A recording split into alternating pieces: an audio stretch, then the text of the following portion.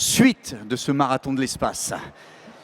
N'hésitez pas, on va parler jeu de rôle, c'est ça, un jeu de rôle en compagnie de vous trois, Diane, Robert et Samuel, on est d'accord? Non, David.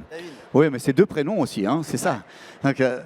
Donc on a un diaporama qui est prêt derrière et on va parler jeu de rôle.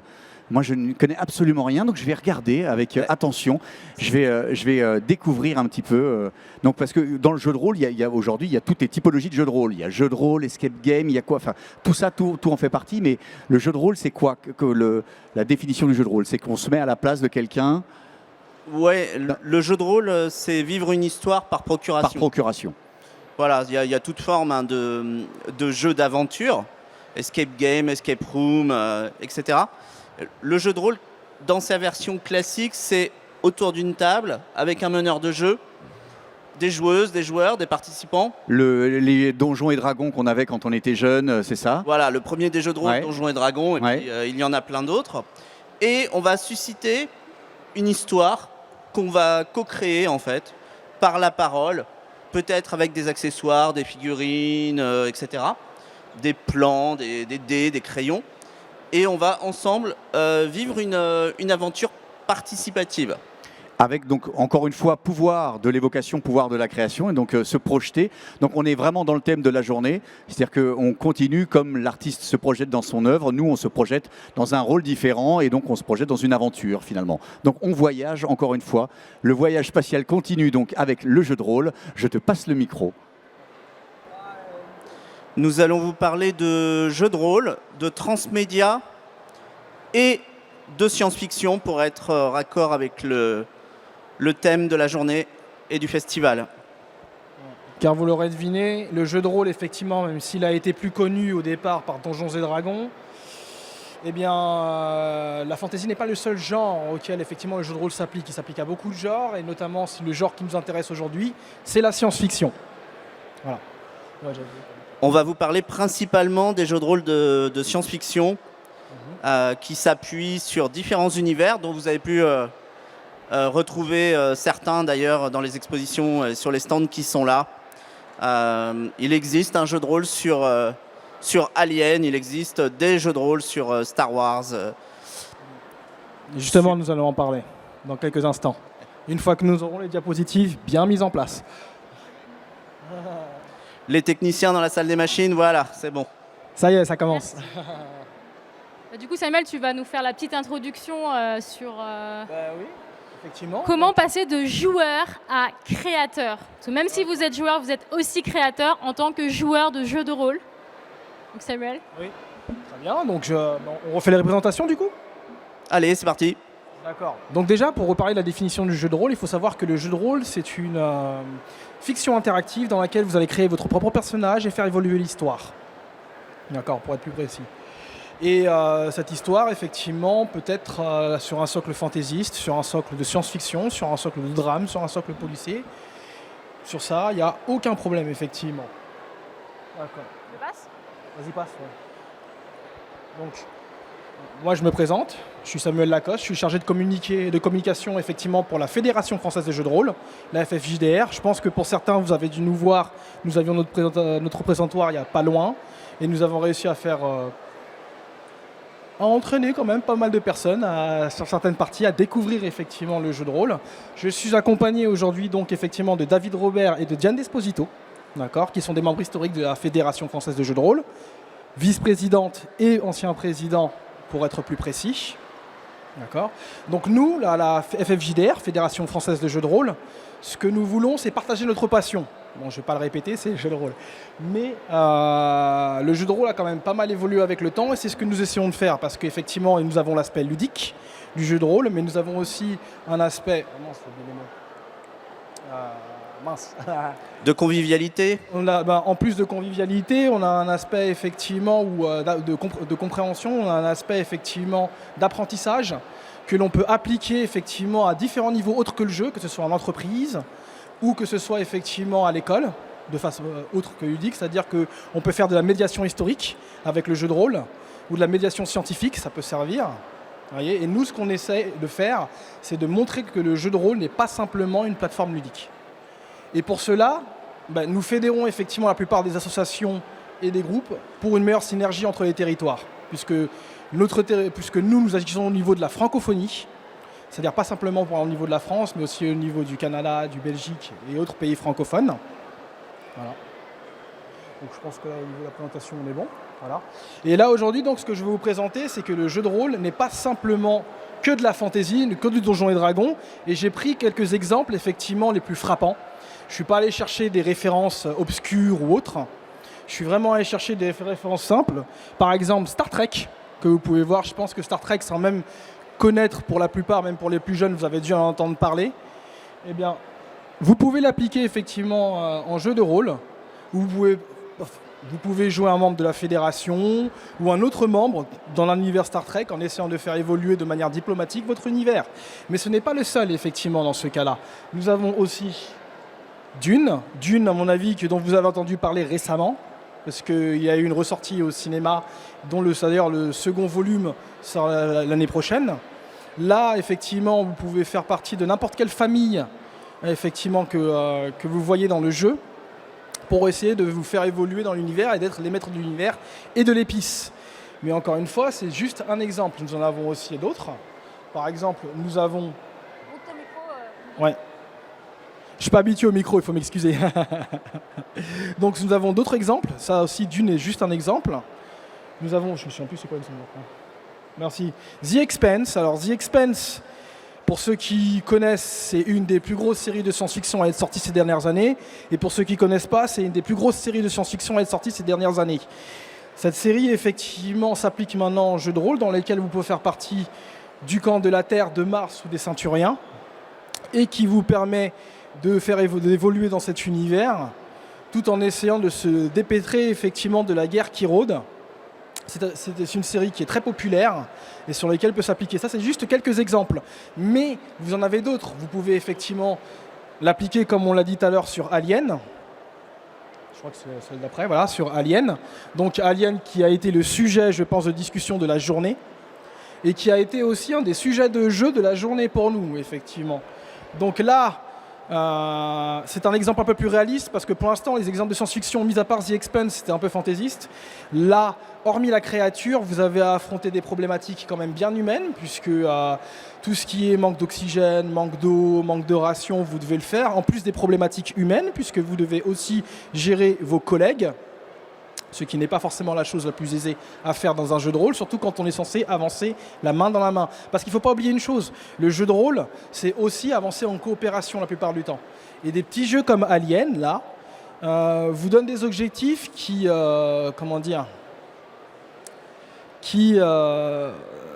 rentrent en inadéquation avec ce type d'objectif d'avancer la main dans la main. C'est ce qui fait tout le sel de ce type de jeu. Voilà. Mais pour terminer, effectivement, tous ces jeux de rôle que vous avez vus, c'était des jeux de rôle assez mainstream qu'on peut trouver effectivement que vous pouvez trouver dans le commerce très facilement. Mais dans ce genre d'adaptation, il n'y a pas que ça. Il y a aussi le jeu d'auteur. Et toujours avec des licences très connues, nous pouvons voir effectivement que des personnes tentent de développer leur jeu et réussissent, bien évidemment.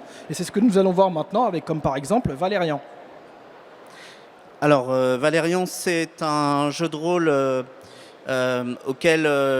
pour la conception duquel j'ai collaboré. Valérian est basé sur l'univers de la série de bande dessinée Valérian et Laureline de Christian et Mézières, qui a donné aussi assez récemment lieu à un film. Et donc, dans ce jeu de rôle Valérian, on incarne des agents spatio-temporels. Il devrait être tout prochainement disponible. Il avait fait l'objet d'un financement participatif il y a quelques années de ça. Il devrait être tout prochainement disponible. C'est un cas un peu particulier de la science-fiction. C'est le cas des voyages temporels. Ça n'est pas le plus traité dans la science-fiction, les voyages temporels. Mais ça permet tout un tas de développements scénaristiques très intéressants. On voit aussi là, en haut à droite, le visuel d'un jeu de rôle français qui s'appelle Shaan. Ces deux jeux, outre le fait que ce sont des jeux de science-fiction, ont un point commun, c'est que Shan et Valérian ont inspiré des films de science-fiction. Chez Valérian, on retrouve beaucoup d'éléments qui ont été réutilisés dans Star Wars. On sent une influence graphique qui est très très forte et qui se retrouve dans tout un tas de personnages secondaires, de vaisseaux. Et même chez Dark Vador, il y a un personnage de Valérian qui était antérieur et qui porte une influence, qui a porté une influence assez forte dans Star Wars. Pour Shan, c'est la même chose, mais là, je vous parle du film Avatar.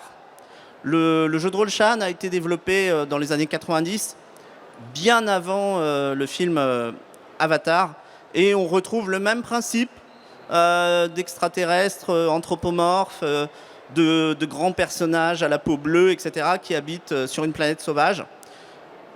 Tous les deux, Valérian, c'était donc une série de bande dessinée française. Shan, c'est un jeu de rôle d'auteur français. Et il faut croire que les réalisateurs américains s'intéressent à la culture populaire et à la culture geek française, puisqu'on retrouve des petites traces de Shan, des petites traces de Valérian dans des films à grand succès. Je vous ai mis à droite deux illustrations qui sont là uniquement pour nourrir mon ego démesuré, puisque vous me voyez représenté en personnage de science-fiction, un scorpionaute en haut à gauche et un inquisiteur de Warhammer 40 000 de l'univers de Games Workshop en bas à droite. C'est pour nous rappeler aussi que sur les fiches de personnages dans les jeux de rôle, les joueuses et les joueurs aiment bien crayonner, représenter l'idée qu'ils se font de leur personnage. Alors là, les dessins ne sont pas de moi, j'aimerais bien avoir ce talent, mais ce n'est pas le cas. Les deux illustrations à droite sont de Tania Sanchez-Fortin, qui est une illustratrice française hyper talentueuse et qui a œuvré pour de nombreux jeux de rôle francophones. Et puis, vous avez aussi certains jeux de rôle de science-fiction qui sont des œuvres à part entière, de véritables petites pépites de la création francophone. Par exemple, Empire Galactique. Empire Galactique, qui est un jeu développé par François Nedelec dans les années 80, illustré par le célèbre Manchu. On retrouve un peu dans le style graphique d'Empire Galactique des choses qui ont été vues par les plus jeunes dans les années 80 à la télé. Il était une fois l'espace, etc. Et c'est un jeu qui inspire encore aujourd'hui tous les créateurs de jeux de rôle de science-fiction français. Et puis en bas à gauche, donc quelques visuels de la gamme Warhammer 40 000. C'est le prochain jeu de rôle. Il va être traduit en français et publié en français prochainement. Donc là, on est dans un univers qui ne connaît que la guerre, avec des pirates de l'espace, des inquisiteurs, des sœurs de combat, des aliens, des xénomorphes divers et variés.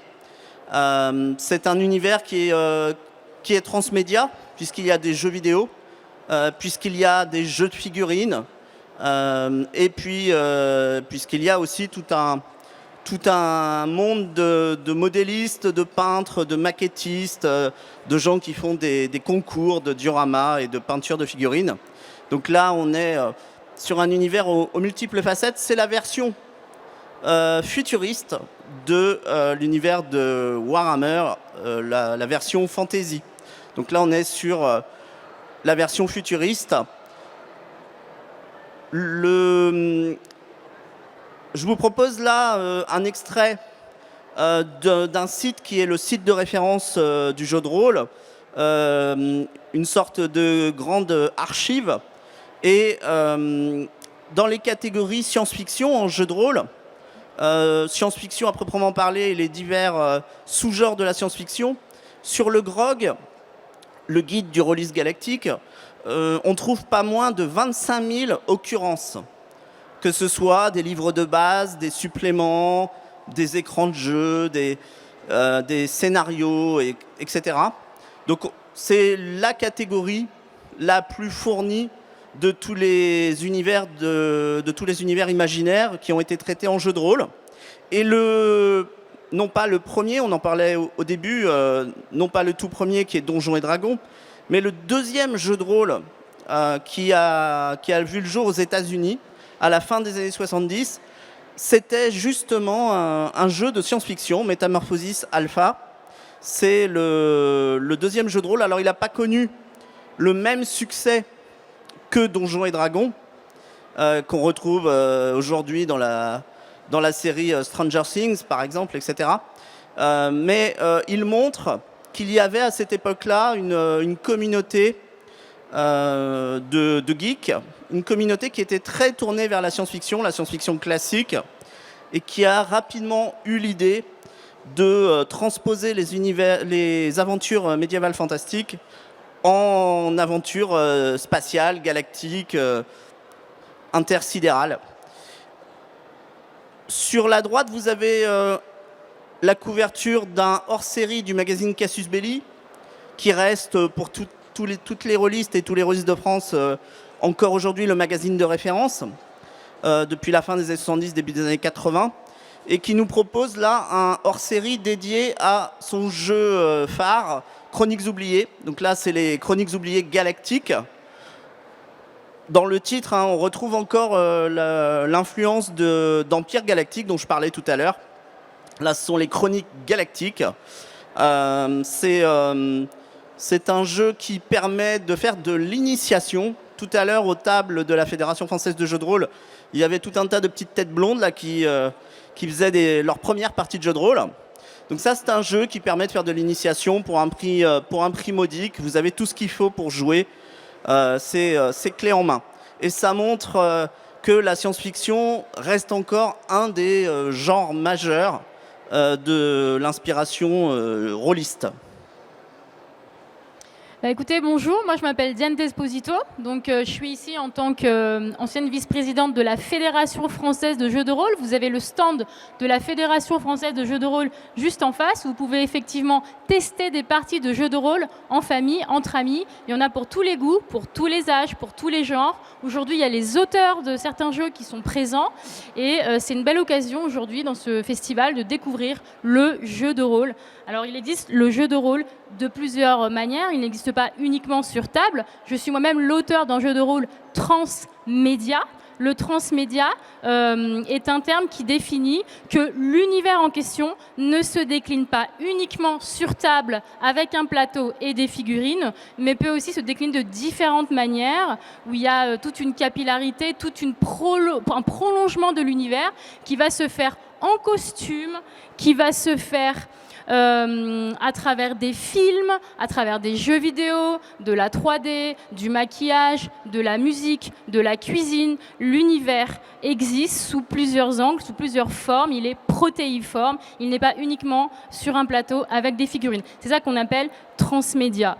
Là, vous avez quelques photo de comment se décline l'univers de Corpus Genesis, donc qui est l'univers de science-fiction que j'ai créé en 2011, que j'ai mis sous licence Creative Commons, qui permet à ses membres, puisque je suis une association, donc qui permet à ses membres de proposer un prolongement de cet univers avec leur propre imagination en respectant les codes de cet univers, et peuvent eux-mêmes élaborer leurs propres costumes pour venir faire des soirées, pour venir faire des contes interactifs. Et nous-mêmes, en tant qu'association, on propose des mécaniques de jeu qui permettent de vivre cet univers comme si on était dans un film, mais là, on le vit vraiment. C'est-à-dire que le joueur devient co-créateur de l'univers. Et là, on prend vraiment le pouvoir en tant que joueur, on rentre dans le film, un peu comme quand vous étiez petit, que vous regardiez un film que vous adorez et que vous dites « mais j'aimerais trop être dans ma télé, j'aimerais trop faire partie de ces personnages, d'être avec eux, de pouvoir vivre cette aventure avec eux ». Et là, aujourd'hui, avec le transmédia,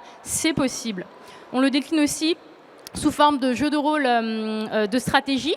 Je suis moi-même intervenue pour des entreprises dans le management, pour faire des wargames, donc des jeux beaucoup plus stratégiques pour aider les entreprises en cellule de crise. Donc c'est pas uniquement pour le loisir, ça se décline aussi de manière inclusive pour faire de la médiation culturelle, scientifique. Donc il peut y avoir des professeurs de biologie dans les collèges et les lycées qui viennent nous voir en nous disant on veut enseigner comment se propage une maladie auto-immune ou comment on soigne telle maladie. Est-ce qu'on peut utiliser votre univers de Corpus Genesis pour faire un cours de biologie? Donc ça peut aussi servir à ça. Lorsqu'il y avait le confinement, on a même étendu notre univers sur une plateforme qui s'appelle Virbela, qui s'appelle un métavers. Donc vous avez peut-être entendu ce mot-là, le métavers. Mark Zuckerberg en a parlé. Aujourd'hui, c'est un univers qui permet d'être décliné, enfin qui permet de contenir des éléments qu'on peut habiller. Donc moi, j'ai utilisé un métavers qui existe déjà, qui s'appelle Virbela, qui est un univers payant, mais il en existe des gratuits, comme par exemple Mozilla Hub, qui est sur votre moteur de recherche. Il y en a d'autres, Gathertown, Story, donc vous pouvez aller regarder, vous renseigner sur les métavers. Il y a plusieurs logiciels qui existent, donc c'est des clients lourds ou légers. Vous pouvez les télécharger ou non, ça dépend ce que vous en faites. Et puis ça dépend aussi du niveau de complexité de cet univers. Et donc nous, ce qu'on a fait, c'est qu'on a créé nos avatars, nos petits personnages, et on a évolué en tant que personnage dans ce métavers pour pouvoir jouer au jeu Corpus Genesis en utilisant un logiciel qui existait déjà, tel que Virbela. Donc si vous, demain, vous vous dites « j'ai envie de créer mon propre jeu, je veux créer mon propre univers, mais j'ai pas envie de faire un jeu vidéo parce que je suis pas un studio de production », eh bien je vais louer pour une journée, pour une semaine, pour un mois ou en démo, une plateforme qui existe déjà. Je l'habille à mes souhaits, comme je l'entends avec mon univers, et je fais mon anniversaire dessus avec mes amis parce qu'ils habitent dans des pays étrangers et qu'on a envie de se réunir sur une plateforme. Donc on peut faire des événements en ligne dans un métavers et on peut faire du jeu de rôle dans ce métavers. J'ai employé le mot transmédia, David aussi, donc pour que vous compreniez bien, je vous ai fait un petit tableau avec 3 points. Donc, il y a des jeux qui sont adaptés. Un jeu adapté, c'est pas pareil qu'un jeu transmédia, d'accord? Un jeu adapté, c'est qu'on va prendre le contenu du jeu et on va le décliner en jeu de société, en jeu vidéo, en livre. Alors qu'un jeu transmédia, il y a différents aspects du jeu qui vont se prolonger et qui vont se compléter les uns les autres, d'accord? C'est-à-dire qu'ils peuvent exister par eux-mêmes. Le même contenu est porté sur différents supports pour un jeu qui est porté, alors qu'un jeu transmédia, il va y avoir des contenus différents de l'univers qui ne vont pas forcément être multipliés sur différents supports, mais qui vont se répondre, qui vont, on va dire, dialoguer les uns avec les autres sur différents supports. Et puis enfin, il y a aussi le mode d'apprentissage qui change, c'est qu'il va y avoir un mode d'apprentissage par médium, alors que sur le transmédia, il y a plusieurs manières d'apprendre, puisqu'on va solliciter vos différents sens, votre corps, parce que vous allez vous costumer d'une manière, vous allez utiliser votre cognitif, vos émotions, etc. Parce que un coup, vous allez lire une BD, un coup, vous allez jouer à un jeu vidéo, et un coup, vous allez faire un jeu de société wargame. Alors, j'ai employé le mot médium. Moi, j'ai fait des études en art et le mot médium, artistique, on l'entend souvent dans l'art, ce mot médium. Mais qu'est-ce qu'un médium, C'est pas un voyant, voilà. C'est plus un moyen d'expression qui a son propre langage, ses propres codes et ses propres rituels. Donc un médium d'expression, par exemple la bande dessinée a ses propres codes. Il y a des cases, il y a des trous entre les deux, des espaces blancs. Parfois ils sont rapprochés les uns les autres, il n'y a plus d'espace blanc. Donc la BD va avoir son propre code, son propre langage. Donc la BD est un médium. Il a aussi sa propre dimension matérielle, parce qu'un médium, ça peut être en effet du son, juste de la musique, ça peut être juste du visuel, ça peut être une expérience qui est plurisensorielle. Et puis enfin, il a un élément un peu invisible, ce médium, c'est qu'il va il va vous transformer intimement en liant la création de l'œuvre et les joueurs. Donc si on résume, un médium d'expression, c'est quoi? C'est une trame, un support. Il y a des moyens qui sont disposés pour cela. Et puis enfin, il y a des échanges qui sont obligatoires entre l'œuvre, le créateur et ses joueurs, tout simplement. Donc ça va appeler votre inconscient, ça va stimuler vos émotions, ça va stimuler même votre spiritualité, votre manière de voir le monde, votre paradigme, votre cognition. Pour moi, le transmédia, c'est le meilleur moyen d'exprimer l'univers, voilà, que j'ai voulu créer et qui est aujourd'hui développé sous forme associative. Et donc à ce titre, je vous invite à participer à notre événement caritatif que la Fédération française de jeux de rôle organise tous les ans. Là, c'est du 11 au 13 novembre 2022. C'est en ligne, donc peu importe d'où vous êtes dans le monde, vous pourrez y assister en vous connectant sur notre Discord Fédération française de jeux de rôle. Dessus, vous pouvez tester des jeux de rôle, faire des dons pour les hôpitaux, pour les enfants hospitalisés.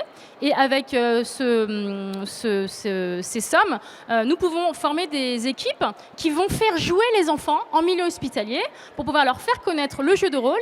Et là, vous avez une image des différents créateurs qui ont créé des jeux transmédia qui participent à ce Roll Event et qui vont vous faire tester les jeux de rôle transmédia, science-fiction ou pas d'ailleurs, à cet événement qui s'appelle Roll Event. C'est du 11 au 13 novembre 2022 sur le Discord de la Fédération française de jeux de rôle. C'est entièrement en ligne. En participant, à la fois, vous pourrez découvrir, vous pourrez vous amuser, vous pourrez jouer, vous pourrez échanger, vous pourrez assister aussi à des conférences, à des interventions, et vous pourrez faire une bonne action puisque les dons sont à destination de bénéficiaires en France. En France, c'est les Blues Roses. Pour le Luxembourg et la Belgique, j'ai oublié pour le Luxembourg, Diane, il faut que tu m'aides.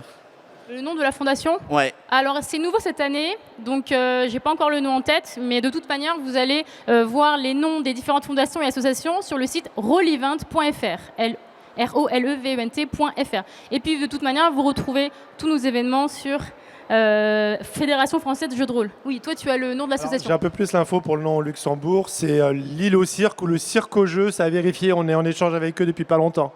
Merci. On arrive déjà pratiquement au bout de notre présentation. Le mot de la fin, ce serait peut-être pour boucler sur la science-fiction, de vous dire que la science-fiction est un univers imaginaire particulièrement adapté aux jeux de rôle.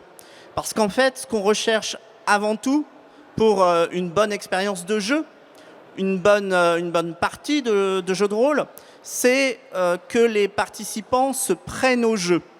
Ce qu'on appelle la suspension temporaire d'incrédulité dans le jargon, c'est-à-dire on s'y croit. On est focus sur le jeu, on a l'impression vraiment de vivre l'aventure dans la peau des personnages. Et pour ça, on va apprécier particulièrement tout ce qui permet de jouer sur la distance, sur la mise à distance. Et la science-fiction, par sa narration particulière, la narration de la science-fiction, c'est une narration qui est dite, en narratologie, c'est une narration qui est dite ultérieure. C'est-à-dire que le narrateur raconte l'histoire de ce qui vient de se passer. Mais comme c'est de la science-fiction, ça vient de se passer dans le futur. Prenez Star Wars, il était une fois, quasiment, dans une galaxie, il y a très très longtemps, dans une galaxie très très lointaine. Ça vient de se passer, ou en tout cas ça s'est passé avant, il y a très très longtemps, mais quand même dans le futur, puisque c'est de la science-fiction. Et donc cette narration particulière, on pourrait dire sur un mode futur antérieur, permet d'ajouter, d'accentuer la distance. Et évidemment, nous qui sommes des maîtres de jeu, des conteurs, des narrateurs de jeux de rôle, ça nous arrange. Ça amplifie l'effet de suspension temporaire d'incrédulité qui est recherché et que permet le jeu de rôle et qui en fait un média particulièrement, un outil aussi particulièrement puissant. Un outil de narration et un média particulièrement puissant. Voilà, nous sommes arrivés au terme de notre présentation. J'espère que ça vous a plu, que ça vous a intéressé. Et là, maintenant, on se lance sans filet dans l'exercice des questions. Y a-t-il des questions? Est-ce que ça a suscité... Est-ce qu'on a des joueurs de jeux de rôle dans la salle? Y a-t-il des rôlistes dans l'assistance? J'en vois une là-bas, un qui lève la main ici au premier rang. Si vous n'avez jamais joué, c'est peut-être le moment justement de poser vos questions, de vous rapprocher d'un club près de chez vous. Il y a des clubs un peu partout en France, ou bien en ligne. Sur le Discord de la Fédération française de jeux de rôle ou autre, peut-être à l'occasion du Roll Event prochainement au mois de novembre. vous pourrez essayer. Y a-t-il des points qui vous ont interpellé, des choses sur lesquelles vous voudriez qu'on revienne? N'hésitez pas, levez la main, je vous ferai arriver le micro. Ah oui.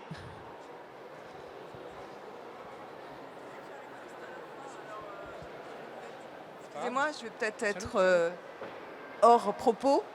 Moi, je m'intéresse au fantastique et je vois des accointances avec la science-fiction, mais quelle serait pour vous la définition du fantastique versus science-fiction?